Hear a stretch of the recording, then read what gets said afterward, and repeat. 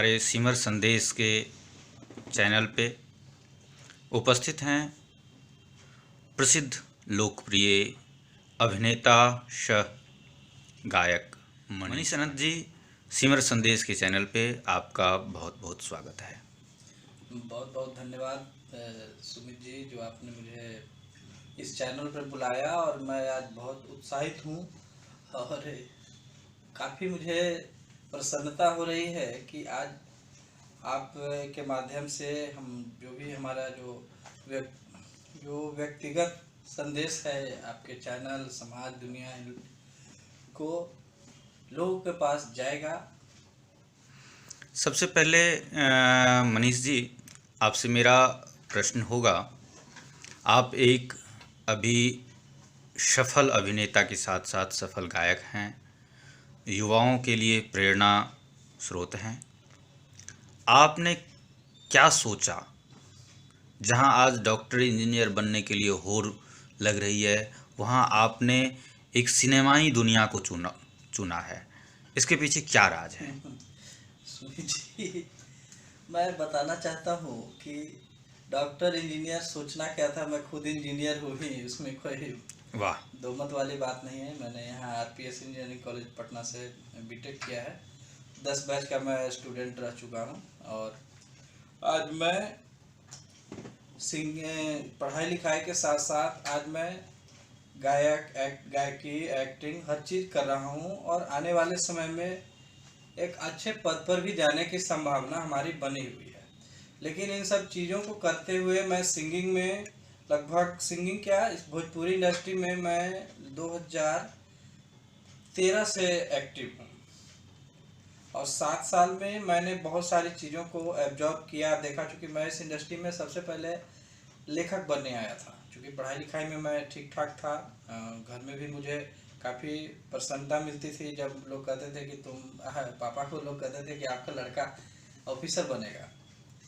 लेकिन इस फील्ड के प्रति एक ऐसा लगाव था कि मैं सोचता था कि चलो ठीक है, ऑफिसर तो खैर बनूंगा ही बनूंगा, लेकिन क्यों ना कुछ ऐसा किया जाए कि इधर भी हमारी एक्टिविटी चलती रहे। और आज मैं हमारी एक्टिविटी का ये उदाहरण है कि आज मैं लगभग 25 से 30 एल्बम गा चुका हूँ और कुछ मूवीज़ भी है, जैसे बंध गई प्रीतिया के डोर, जस्ट ये आपको मैक्स प्लेयर पे रिलीज होने वाली है। और फिर 1-2 मूवी और भी है जो जल्द ही आपके बीच आने वाली है। तो अभी आपकी फिल्म ओटीटी प्लेटफॉर्म पे जी जी मैक्स प्लेयर पे बंध गई प्रीतिया की जी डोर जी जी। भोजपुरी फिल्म आ रही है। हम्म। अच्छा, बंध गई प्रीतिया की डोर में आपकी भूमिका, अपनी भूमिका के विषय में हमें हमारे दर्शकों को बताएं। इस मूवी में मैं मेन लीड में हूँ। हमारे अपोजिट है छत्तीसगढ़ की आर्टिस्ट हैं आना फ्रांसिस, और दोनों ने बहुत अच्छे और वास्तविकता को देखते हुए हमने एक ऐसा सब्जेक्ट तैयार किया है इस मूवी के माध्यम से, जो कि लोगों के लिए एक संदेशवर्धक मूवी साबित होने वाली है। चलिए, एक कैसे? एक सामाजिक जिस हिसाब से हम फिल्म का नाम देख रहे हैं, बंध गई प्रीतिया की डोर, हमको लगता है समाज को मैसेज देते हुए ऐसी फिल्मों का अभी भोजपुरी सिनेमाई दुनिया में ज़रूरत भी है, आवश्यकता भी है, जो एक समाज को सकारात्मकता का संदेश दे, एक पारिवारिक संदेश दे। अभी आपके कुछ एल्बम काफ़ी हिट्स हो रहे हैं। जैसे अभी आपने आपके एल्बम हैं बदमाश लौंडे, जी जी जी। आपने काफ़ी भक्तिमय संगीत की भी प्रस्तुति जी जी दे रखे हैं। आपके हम होली पे एक गीत आपका रिलीज हुआ था जिसमें आप कृष्ण के अवतार में थे। तो ये आप अलग अलग प्रतिभाओं को अलग अलग अलग कला की दृष्टि से आप अपने दर्शकों के पास हमेशा रूबरू होते रहते हैं। तो आपके चैलेंजिंग रोल्स अभी तक क्या हुए हैं? हमारे चैलेंजिंग रोल बहुत सारे, क्योंकि जो भी मूवीज़ हमारी हुई है बहुत ही सेंसिटिव मुद्दों को उठाया जाता था इस मूवी में, और उस कैरेक्टर में घुसने के लिए मुझे खुद ब खुद उसमें घुलने के लिए मुझे ऐसे ऐसे माहौल में जाकर अपनी खुद पर स्टडी करना पड़ता था कि मैं क्या बताऊं, जो मूवी जब रिलीज होगी तो आप देख सकते हैं उन चीज़ों को। अच्छा, जहाँ तक फ़िल्मी दुनिया की बात है, भोजपुरी दुनिया की बात है, कोई भी गार्जियन जल्दी इस फ़ील्ड में अपने बच्चों को नहीं आने देना चाहते हैं, और आप 2013 से एक लंबा अवधि इसमें आपने दिया है, और आगे भी आप इसमें बढ़ रहे हैं, बढ़ते हुए सितारे हैं, उगते हुए सूरज हैं। तो इसमें आपके पारिवारिक क्या संकेत हैं? मैं बताना चाहता हूं कि मेरे पिताजी मंच से जुड़े हुए थे, अच्छा। और गांव घर में हमेशा एक्टिंग वगैरह होता रहता था। उसमें बहुत बार मैंने धार्मिक रोल किए हैं, जैसे कृष्ण शंकर ये सब बनता रहता था बचपन से, तो उसमें कोई बड़ी बात नहीं है। और गार्जियन की तरफ से फुल सपोर्ट मुझे मिला है इस इंडस्ट्री में काम करने के लिए, और आज उन्हीं की दुआ है, उन्हीं उन्हीं के वजह से आज मैं यहाँ हूँ, और उन्होंने मुझे पूरा सपोर्ट किया इस फील्ड में आने के लिए। मैं उनका शुक्रगुजार हूँ, क्योंकि इस फील्ड में जिस जगह से मैं बिलोंग करता हूँ उस जगह में सिर्फ एजुकेशन को ही प्राथमिकता दी जाती थी। हमारे यहाँ बहुत सारे लोग हैं, ऑफिसर हैं, आईएएस है, आईपीएस है, भरे पड़े हैं, लेकिन उन सभी से दूर रह के मैं इस फील्ड में भी अपना हाथ आजमा रहा हूँ। और मुझे उम्मीद है कि जल्द ही कुछ ऐसे ऐसे प्रोजेक्ट आपको देखने को मिलेंगे जो भोजपुरी इंडस्ट्री में बिल्कुल नए होंगे, और हिंदी इंडस्ट्री के लिए भी हमारे लिए हमारी टीम द्वारा प्रयास किए जा रहे हैं। एक हमारे सिमर फिल्म्स इंटरनेशनल के माध्यम से कुछ मूवीज़ आने वाली हैं, तो खैर वो सब भविष्य के प्रोजेक्ट हैं, आएंगे तो आप भोजपुरी देखिए। दुनिया में, भोजपुरी सिनेमाई दुनिया में बहुत ही सवालिया निशान आते रहा है फुहरता को लेके। तो आपकी जो फ़िल्में हैं, आपके जो एल्बम्स हैं, या आपके जो विचार हैं, जो आने वाले समय में एक साफ सुथरा छवि को लेके हमको प्रेजेंट होना है, तो ये फुहरता के विषय में आप क्या कहना चाहेंगे? देखिए, आज से लगभग जब मैं इस इंडस्ट्री में कदम रखा था मैंने, तो वहाँ पर फुहरता जो फोर्थ जनरेशन है, जो अभी जो दिख रहा है लोगों के बीच, वो जस्ट आगमन को था। और उस समय मैं चूँकि पढ़ाई लिखाई में ठीक ठाक था, तो मुझे लगता था कि चलो राइटर बनूंगा, गाने लिखूंगा भोजपुरी हिंदी, और चूँकि कविता भी कवि का भी थोड़ा बड़ा भाव हमारे अंदर आता रहता था, तो मैं सोचता था कि लिखूंगा।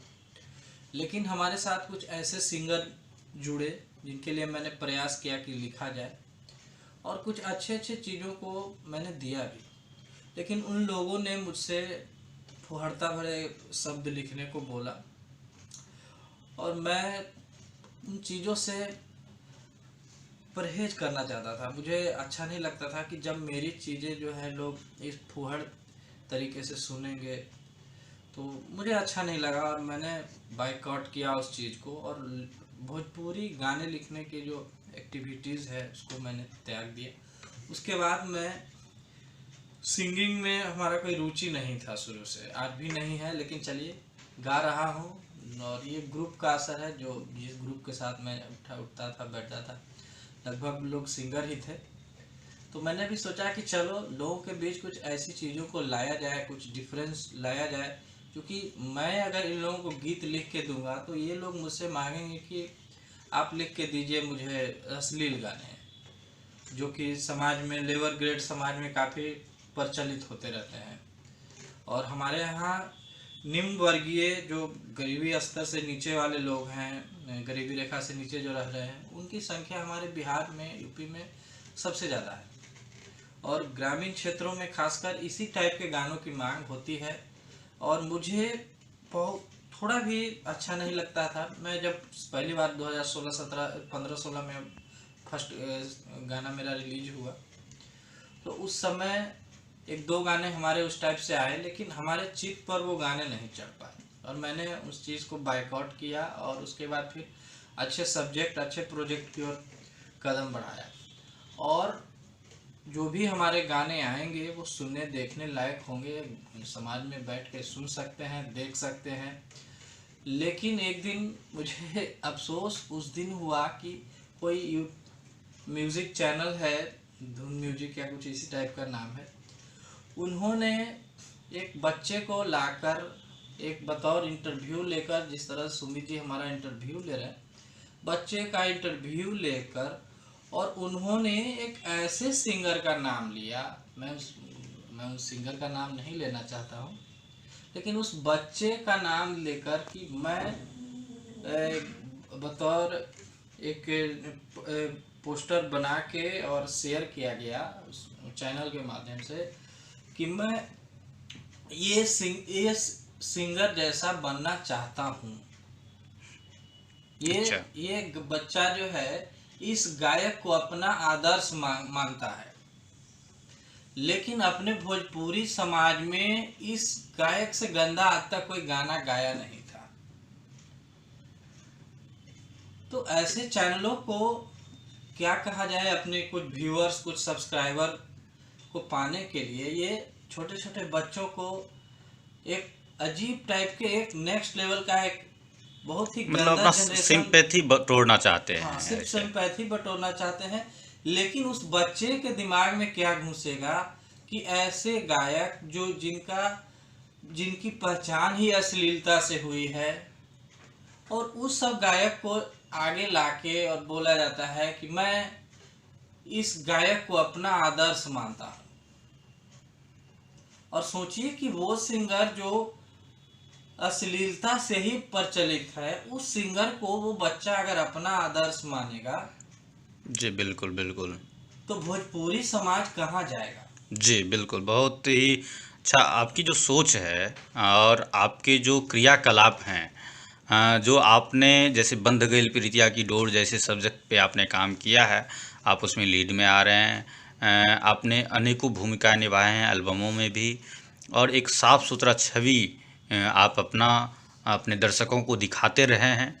हाँ, एक चीज़ और मैं आपकी बात काटना चाहूँगा यहाँ पे, काटना नहीं, सॉरी, बोलना चाहूँगा। मैं जब इंडस्ट्री में कदम रख रहा था पहली बार, तो मुझे लगा कि मैं एजुकेशन को त्याग के इसी फील्ड में आगे बढ़ूँगा इंटर के बाद। बिल्कुल। लेकिन हुआ यूँ कि जब अश्लीलता का माहौल मैंने इंडस्ट्री में देखा, तो यहाँ पर मुझे लगा कि मैं अगर इस तरह के गाने गाऊंगा तो हमारी छवि जो है अच्छी नहीं होगी, और हमारे ग्रुप में, हमारे समाज में, मेरे परिवार में इस टाइप का कल्चर नहीं था कि मैं इस टाइप के गानों को लाकर लोगों के बीच अपने आप को प्रचलित कर सकता था। इसीलिए मैंने एजुकेशन को फोकस किया। बहुत सारे हमारे अनाउंसर, बहुत सारे सिंगर, बहुत सारे मिले हमारे सामने, जिन्होंने कहा कि मैं ग्रेजुएट हूँ, और वो ग्रेजुएट हैं और बार बालाओं के साथ एंकरिंग का काम कर रहे हैं, 2-4-10 रुपया के लिए उछल रहे हैं मार्केट में। और बहुत कुछ तो ऐसे भी लोग मिले जिन्होंने कहा कि मैं टीचर हूँ, मैं बच्चों को पढ़ाता हूँ, और वहाँ पर जब मंच पर जाके, जहाँ अश्लीलता का नंगा नाच होता है हमारे गांव देहात में ऑर्केस्ट्रा के माध्यम से, वहाँ पर जाके वो लोग अनाउंसर का काम करते थे। जब मैं इन लोगों को देखा, मैं इन लोगों की परिस्थिति देखी, तो मुझे लगा कि नहीं, ये चीज़ मेरे लिए, मेरे बस की बात नहीं है। मैं ये काम करूँगा, अच्छे अच्छे सिंगरों को अपना आदर्श बनाऊँगा। मोहम्मद रफ़ी जी मेरे आदर्श सिंगर हैं, मैं उन्हीं का फ़ैन हूँ, आज भी हूँ, सदाबहार। उन्हीं के गाने मैं ज़्यादातर सुनता रहता हूँ, मुकेश जी और इन लोगों को। और मुझे लगता है कि मैं लोगों को, भोजपुरी इंडस्ट्री को काम तो करूँगा ही करूँगा, लेकिन सुधार करने का प्रयास करूँगा। ये कंफर्म नहीं है कि मैं प्रयास में सफल ही हो जाऊँ, क्योंकि अभी से लेके इतने 6-7 साल के करियर में लगभग 20 डायरेक्टर मुझे ऐसे मिले भोजपुरी इंडस्ट्री में, जिन्होंने कहा कि मैं नदिया के पार फिर से बनाकर दिखाऊंगा। हाँ, नदिया के पार टाइप की मूवी फिर से बनाकर दिखाऊंगा। लेकिन जिन्होंने बनाया नदिया के पार टाइप की मूवी इस समय में, वो सारे के सारे आज 20 के 20 डायरेक्टर मार्केट से आउट हैं। और वो डायरेक्टर जो अश्लीलता को परोस रहे हैं, जो फुहड़ता को परोस रहे हैं, कहीं न कहीं उनको बढ़ावा दिया जा रहा है। उनको बढ़ावा दिया जा रहा है, वो आगे आ रहे हैं। सोचिए ना कि एक छोटा बच्चा जब ऐसे सिंगर जिनकी पहचान ही अश्लीलता से हुई, उन सिंगरों को बोल रहा है कि मैं इन्हें अपना आदर्श मानता हूँ। तो वैसे छोटे छोटे बच्चे आगे चल के कहाँ जाएंगे? बिल्कुल बिल्कुल। और ये इंडस्ट्री एक दिन अगर यही स्थिति रही तो गर्त में चली जाएगी। और इसी चीज़ से बचने के लिए मैंने साइड से अपना एजुकेशन का काम जारी रखते हुए मैं जल्द ही एक अच्छे जगह पर जाने वाला हूँ।